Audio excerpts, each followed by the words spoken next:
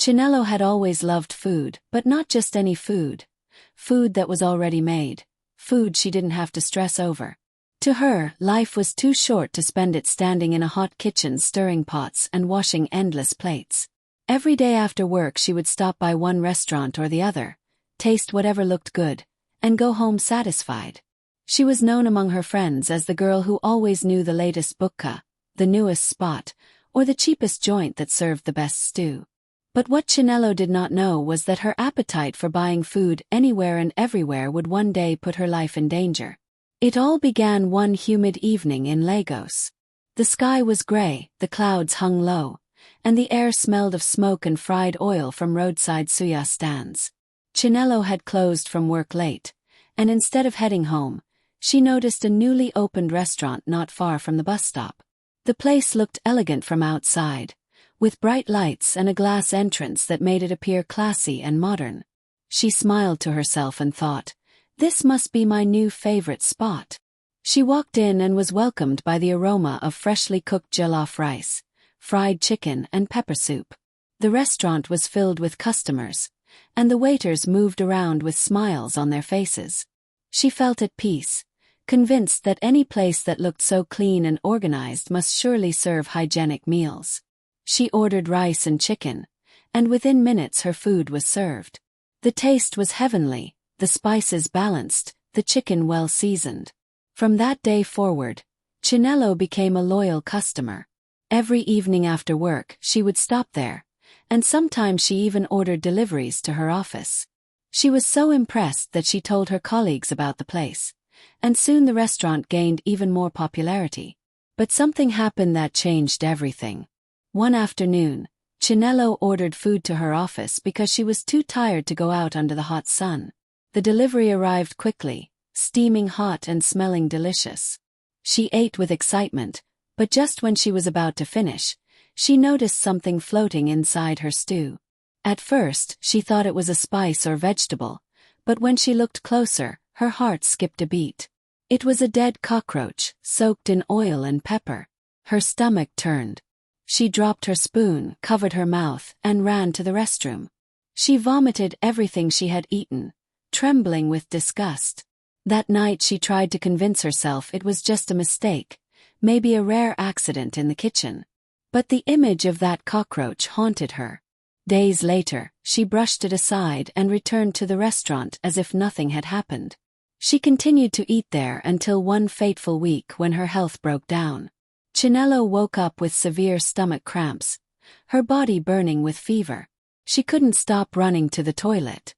By evening, her friends rushed her to the hospital where she was placed on drips. The doctor examined her and shook his head gravely. He told her she had been infected with a dangerous bacteria that thrives in filthy environments. He said to her, "Young lady, you need to be careful with what you eat and where you buy it. This infection is deadly. If you had delayed, you might not have survived." Chinelo was discharged after several days of treatment. For a while, she listened to the doctor's warning and ate at home with food her roommate prepared. But her old habits returned. She loved the convenience of restaurant meals, the thrill of variety, the feeling of not having to stress. Soon she was back to eating out. Her roommate, Ifeoma, often scolded her. "Chinelo, how many times will I warn you? Stop eating anyhow food. Learn how to cook. Even if it's small, at least you will know it is clean." But Chinelo would laugh and wave her hand dismissively. "A beg leave me Jor. Cooking is not my calling. Life is short. Let me enjoy." But life was about to teach her a bitter lesson. One Saturday afternoon, Chinelo decided to eat at her favorite restaurant, the same place where she once found the cockroach. She walked in as usual, greeted the waiter who already knew her order, and settled down to eat. Halfway through her meal, she suddenly felt pressed and stood up to use the restroom. When she got there, she found it locked. Out of impatience, she began to wander through the corridor, hoping to find another toilet. That was when she noticed a swinging door at the end of the hallway. It looked like the entrance to the kitchen. Curiosity got the best of her, and she pushed it open slightly to peep. What she saw nearly stopped her heart. The kitchen was nothing like the neat restaurant outside. Dirty dishes were piled high, unwashed for days. Bowls of raw meat sat uncovered, swarming with flies. The cooks, women with rough hair and stained aprons, were sweating heavily as they stirred soups and fried meat with greasy hands. The floor was sticky and wet, crawling with cockroaches and even rats running freely. But the most disgusting sight was the head cook, a very fat woman wearing a sleeveless top. Chinelo watched in horror as the woman used the same spoon she had just used to scratch her armpit to stir a large pot of stew. The hair under her arm was thick and unkempt, and her teeth were brown as she laughed and shouted orders at the other workers. Chinelo's stomach turned violently. The delicious food she had just eaten suddenly tasted like poison in her mouth. She pressed her hand against her belly, covering her nose with the other as the stench of rot and filth filled her senses. She quickly retreated, rushing back into the dining area and pretending to be fine. But she could no longer swallow a single bite. When she left the restaurant, she ran outside and vomited by the roadside. Tears filled her eyes as she realized she had been poisoning herself for months. The beautiful decorations, the painted walls, and the smiling waiters were only a cover. Behind the scenes it was filth, decay, and sickness. That night Chinelo couldn't sleep. She remembered her childhood, how her parents were always busy with work, leaving her and her siblings to buy food outside every single day. She had grown up believing it was normal, that cooking was a waste of time. But now, as an adult, she was paying the price.